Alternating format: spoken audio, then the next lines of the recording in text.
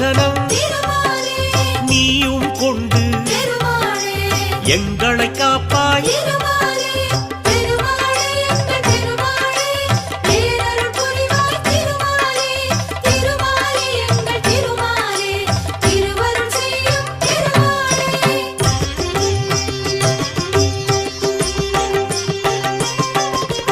எட்டாம் நாளில் குதிரை வாகனம் எழிலாய் அமர்ந்து வலம் வருவாயே.